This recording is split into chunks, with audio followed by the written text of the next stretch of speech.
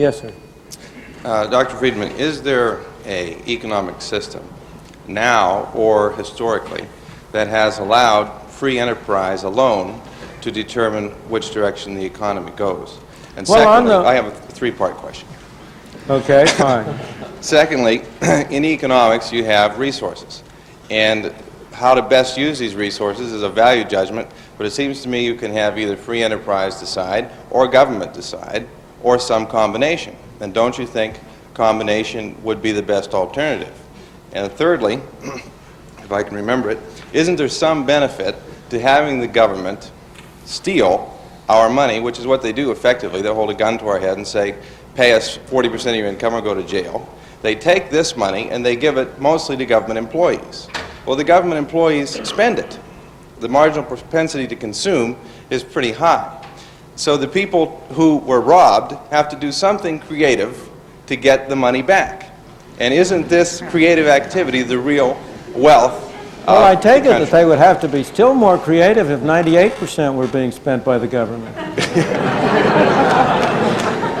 No, the third part of your thing is just pure fallacy from beginning to end. Because if those people who are now government employees were employed in creative activity and productive activity, they would also be spending their money. And we'd have a greater total around. All you're doing, let's suppose for a moment, take the extreme case, that 40% is being used just to have people sit around. The fact that they spend their money doesn't alter the situation. The only product there is what the 60% produce. And that 60% is divided among the 100%.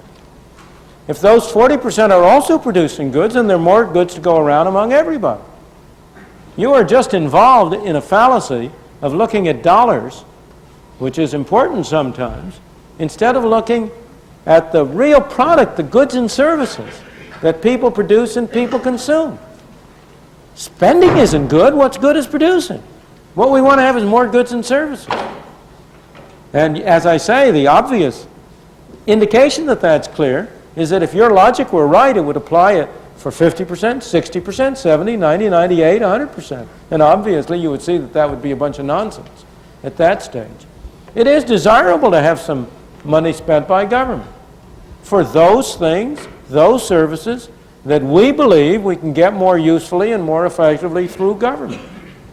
If people are getting their money's worth, fine. That's why it's very desirable to have governmental expenditures take place at as local a level as possible. Because you, as a citizen of a small community, can judge whether you're getting your money's worth. You can decide that you want to spend it. But when it comes to the federal government, you tend to think that you're spending somebody else's money. And you are in a way. But he's spending yours. All right, now let me go back to the first two items. Is there any example of a society in which the fundamental determination of the direction of activity was determined by free enterprise, by free competition? Of course. Most of history. Most of societies today. The government does have 40% of our income that it spends, but it wastes half of it. So that as a matter of effective matter, 80% of our resources are being determined by free enterprise now. And if I go back to the whole period of the 19th century, to the whole period of the great growth of the U.S., to Britain in the 19th century, the period when Britain emerged as a leader of the nation, at the height of Britain's power as a leading nation in the world, at the time of Queen Victoria's Jubilee in 1899, I think it was, or something, celebrating the 50th anniversary, the Golden Jubilee of her reign. When Britain ruled the waves and had an empire on which the sun never set, total government spending in Britain was 10% of the national income. So, of course, there have been many examples over time at which free enterprise has dominated and predominantly been the major source of determination. Today, it's true in Hong Kong and Taiwan, in many countries around the world.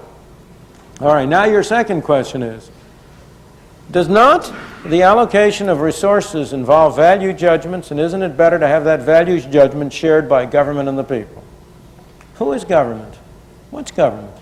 Is that something other than you and me? Is that something than us operating through a different mechanism? Who can make value judgments? Only people. Resources don't make value judgments. Governments don't make value judgments. People make value judgments. And the question is, what is the most effective way in which we as people can jointly, cooperatively, express our values? No, we express some of them individually in the family at home, separately, people, you and I alone. We express some of them by doing things for ourselves. We express some of them through voluntary groups, Boy Scouts, churches, charitable organizations. We express some of them through cooperation on a broader scale on a free market, through business enterprises that serve as intermediaries between people selling their productive services, producing products and selling the product. We express some of our values through doing things through government. And there's nothing wrong with doing that, provided we keep in control and don't let the government become the master instead of the servant. And the real problem is, in my opinion, that as we move from the local community to the state, from the state to the federal government, it becomes increasingly difficult for us to control the mechanism we have established. And that mechanism tends to control us. That was the great wisdom of the founding fathers of this country, of the people who wrote the Constitution. That Constitution was designed to limit government's powers in order to preserve the freedom of the individuals.